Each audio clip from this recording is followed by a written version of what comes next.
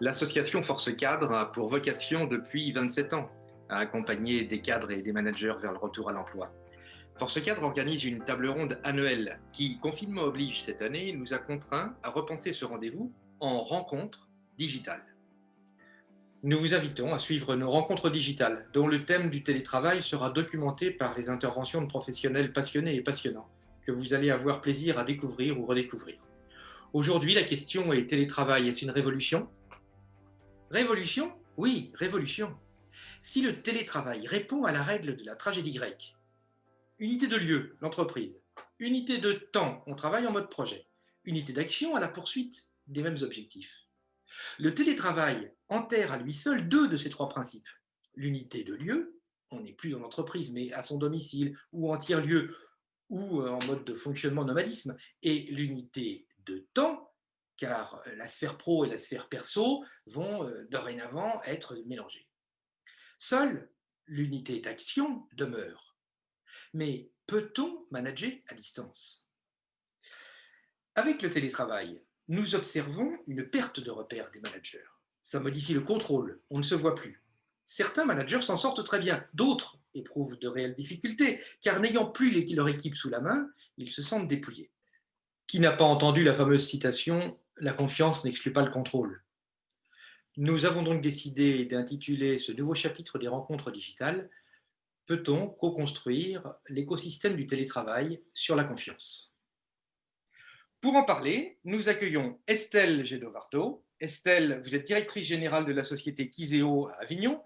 Vous êtes diplômée en gestion d'entreprise. Vous avez rejoint la société Kiseo en 2017 en tant que chargée de clientèle et très vite en qualité de directrice commerciale, puis directrice générale. Kiseo, au départ, c'est une start-up. Et aujourd'hui, c'est une très belle PME, très dynamique, comptant plus de 30 collaborateurs et qui édite des applications et des solutions digitalisées pour les entreprises ou les collectivités. On peut citer parmi vos clients Engie, Vinci, Nexity, excusez du peu. Florence Manot. Florence, vous dirigez Tertia Consulting, agence de coaching, accompagnement et formation sur mesure, approche sociodynamique et appréciative. Vous êtes diplômée de l'IAE d'Aix-Marseille, praticienne en management des entreprises. Vous intervenez auprès des structures grandes et petites où vous accompagnez les transformations de l'entreprise. Enfin, vous êtes également intervenu au campus de l'innovation managériale de l'ESSEC, à Cergy, l'année dernière, aux côtés de l'Institut de la sociodynamique. Alors Florence, ma première question. En réalité, le télétravail, on peut dire que ça bouleverse le management ? Bien sûr que ça bouleverse le management. Chacun vit le télétravail de manière très singulière. C'est un changement pour les salariés, c'est un changement pour les managers. Le télétravail développe l'autonomie, mais il isole aussi. Et il y a deux challenges majeurs de mon observation pour les managers. Le premier, c'est de garder le lien avec chacun, garder le lien collectif dans un collectif fractionné. Et puis le deuxième enjeu pour eux, c'est la performance, garder le niveau de prestation du produit, saisir les opportunités. Et on est dans une crise économique et donc maintenir cette qualité et cette performance est un enjeu majeur. Vous parliez de la confiance n'exclut pas le contrôle. Je voudrais juste resituer que cette situation est attribuée à Lénine. Et donc, effectivement, pour moi, ce changement lié au télétravail ne pourra pas se faire sans confiance. Sans confiance pour garder le lien et sans confiance pour développer la performance. De votre côté, Estelle, comment avez-vous mis en place le télétravail chez Kiseo ? Eh bien, très simplement, au départ, comme tout le monde, suite au confinement numéro 1, puisque nous avons tous été soumis à ces nouvelles dispositions de travail.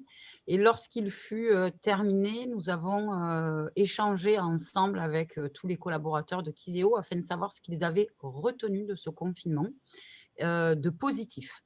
Et il est ressorti de ceci l'envie de télétravailler, parce que le télétravail avait permis à beaucoup d'entre eux de pouvoir à certains moments être focus sur certains sujets. Certains d'entre eux ont retenu aussi à certains moments, en tout cas ont eu la sensation d'être plus productifs et aussi à certains moments une meilleure qualité de vie. Suite à quoi, évidemment, nous avons longuement réfléchi puisque ces remontées pour nous étaient importantes et on avait envie qu'elle soit entendue.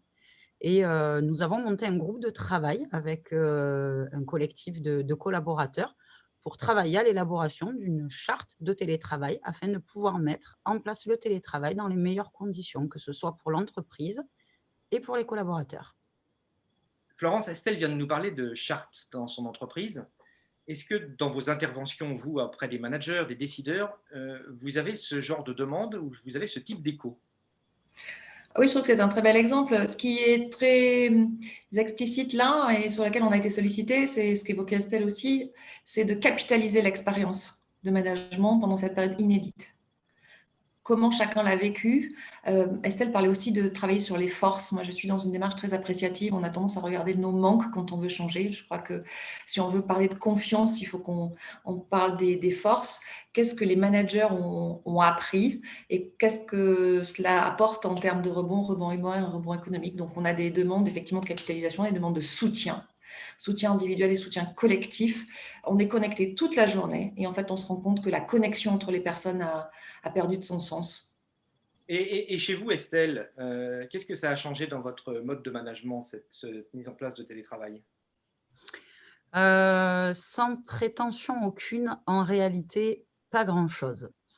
Pas grand-chose. Pourquoi? Parce que nous avions, de par les valeurs défendues, par Chiseo et par notre ADN, déjà mis en place un certain nombre d'outils, permettant de conserver, un lien important, que ce soit en présentiel ou en distanciel. Je fais notamment référence à la mise en place de la météo des émotions chaque jour. Nous avons pour habitude tous les lundis de se retrouver en équipe pour faire ce que nous appelons un warm-up, sur la semaine écoulée et la semaine qui arrive, et ça finalement, que ce soit en présentiel ou en distanciel, se fait, très bien. Nous avons aussi pour habitude chaque matin par service, de faire, ce qu'on appelle chez nous les DSM, et l'objectif c'est de dire, qu'est-ce qu'on a fait hier? Quels ont été les points de blocage et qu'est-ce qu'on va faire, aujourd'hui? Heu, Toutes ces petites méthodes en réalité dans notre quotidien ont, favorisé un terrain déjà fertile pour le télétravail, puisque qu'il soit en distanciel ou en présentiel comme je vous le disais, ont été tout ça a été maintenu. Oui, alors finalement, Estelle, chez vous, effectivement, il ne s'est rien passé parce que vous aviez tellement anticipé dans vos organisations de management que ça s'est passé comme une lettre à la poste. Alors anticiper le télétravail, pas vraiment, mais en tout cas, on avait, un terrain fertile, pour accueillir le télétravail dans les meilleures conditions, dans le respect, de l'écosystème de l'entreprise et de l'écologie individuelle, pour maintenir ce qui est capital pour nous à un travail au travail, du quotidien, c'est notre ligne. Alors, est-ce que c'est ça les clés, Florence, d'un management réussi, ce que vient de nous dire Estelle? Oh, bah, c'est une des clés majeures, je trouve. C'est un très bel exemple, Estelle, à écouter. Moi, je le traduirais par la mise en place de rituels, au fond, qui sont des espaces dans lesquels bien chacun se retrouve dans l'information dont il a besoin, à la fois le côté entreprise, à la fois côté salarié, mais aussi de la convivialité. Hein. Et au fond, ces rituels font partie de ce que moi j'aime bien appeler l'art de la coopération. La confiance, elle se base sur la qualité du lien. Estelle y insiste beaucoup. Et elle se passe aussi sur une forme d'organisation, de processus, d'espace. La confiance ne se décrète pas, elle s'organise aussi. Bon, et alors vous, Estelle, du coup, maintenant, qu'est-ce que ça a changé en termes de management, dans votre quotidien? Dans le cadre du management au quotidien, c'est simplement, s'approprier un nouveau canal de communication, à travers les outils que tout le monde connaît, hein, que ce soit, Zoom, Google Meet, Slack et cetera. Justement pour continuer d'avoir, de l'échange et du lien. On faisait, tout à l'heure référence à des outils, à la mise en place de processus. C'est ce que nous, on faisait bien avant la mise en place du télétravail. Je bouclerai simplement la boucle en disant que tout ceci ne peut se faire effectivement sans la confiance. En ce qui nous concerne chez Chiseo, je crois que vous avez commencé en parlant, en citant, justement une notion de la confiance n'exclut pas le contrôle. Chez nous, ce vocabulaire n'existe pas. La confiance, on la donne immédiatement. Il y a pas du tout de notion de contrôle et cetera. On évolue et on bosse dans une autonomie, voilà, parfaitement équilibrée. On sait ce qu'on a à faire. On échange sur les projets que nous avons et tout ceci, dans une confiance complètement intégrée et appropriée par chacun. Et cette confiance, elle est aussi le fruit de la dynamique et de la motivation de chacun. Oui. Que cette confiance peut exister.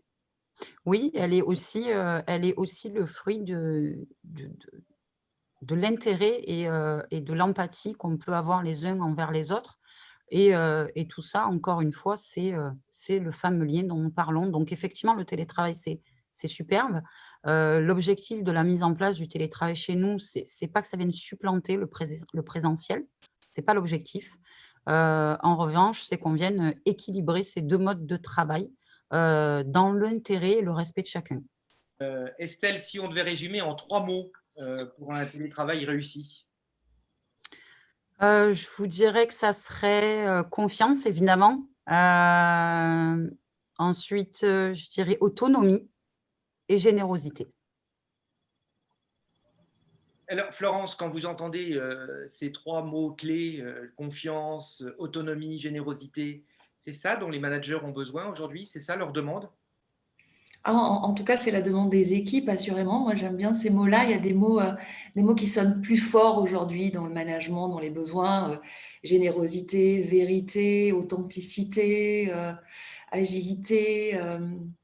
Voilà, sont des mots qui, empathie, etc., sont des mots particulièrement importants dans la qualité du lien, bien sûr. Alors, si on voulait conclure, pour résumer, est-ce qu'on peut dire que finalement le télétravail il doit se construire avec tous les collaborateurs et sur ces valeurs d'empathie, de confiance? Alors, assurément sur ces valeurs-là, et c'est pas si facile pour les managers et pas seulement pour moi. On parlait de l'organisation et des rituels. J'aime bien parler de coopération et de l'art de la coopération dans le télétravail. D'abord, c'est un art subtil et j'aime bien évoquer la différence entre collaboration et coopération. Moi, je fais ce métier depuis très longtemps déjà et j'utilisais ces 2 mots de manière synonyme.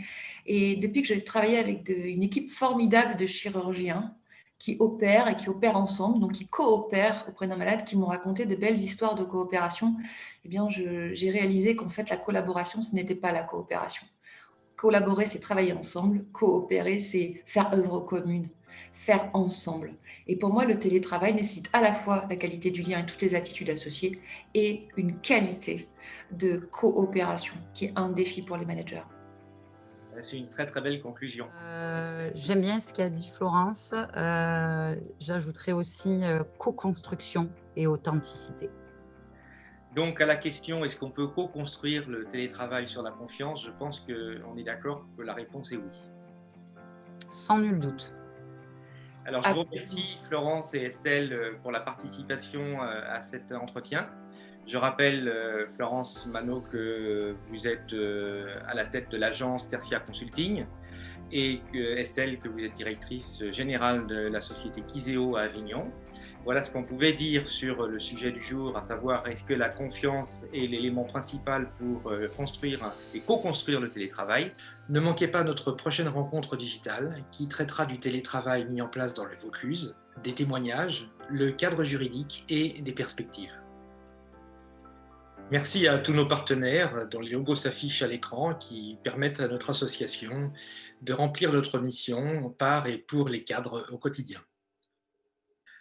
Enfin, si vous avez apprécié cette séquence, n'hésitez pas à liker, c'est ici, ou à partager, c'est ici, ou encore mieux, à vous abonner, juste en dessous. Merci beaucoup et à bientôt.